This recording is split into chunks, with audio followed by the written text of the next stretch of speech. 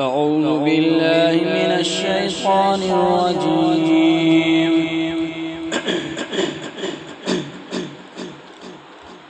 بسم الله الرحمن الرحيم. إذا السماء انفطرت وإذا الكواكب انتثرت وإذا البحار فجرت وإذا القبور بعثرت علمت نفس ما قدمت وأخرت.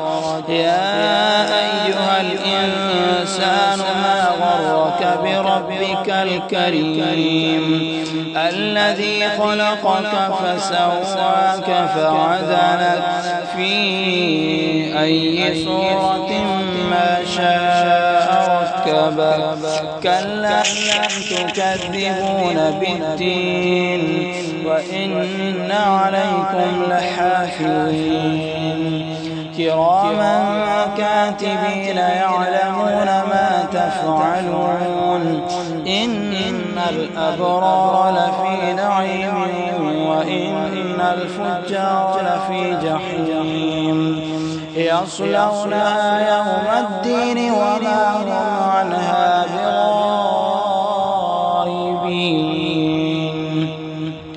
وما أدراك ما يوم الدين ثم ما أدراك ما يوم الدين يوم لا تملك نفس لنفس شيئا والأمر يومئذ لله. بسم الله الرحمن الرحيم. ويل للمطففين الذين إذا كانوا على الناس يستوفون وإذا كانوهم أو وزنوهم يخسرون.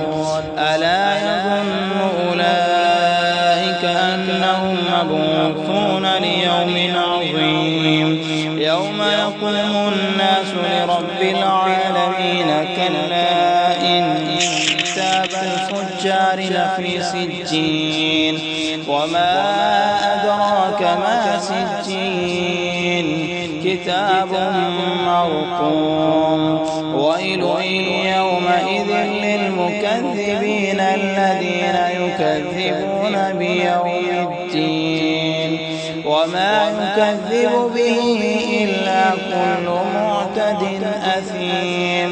إذا تتلى عليه آياتنا قال أساطير الأولين. كلا بل ران على قلوبهم ما كانوا يكسبون. كلا إنهم عن ربهم يومئذ لمحجوبون. ثم إنهم لصال الجحيم. ثم يقال هذا الذي كنتم به تكذبون. كلا إن كتاب الأبرار لفي عليين. وما أدراك ما عليون. كتاب مرقوم يشهده المقربون.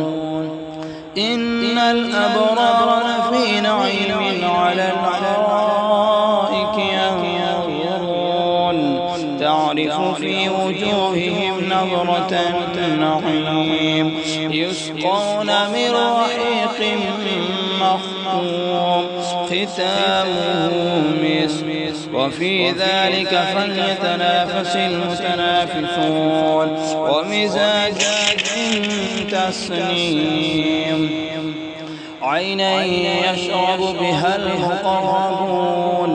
إن الذين أجرموا كانوا من الذين آمنوا يضحكون وإذا مروا بهم يتغامزون.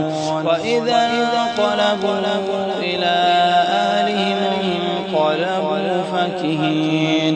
وإذا رأوهم قالوا إن هؤلاء لضالون.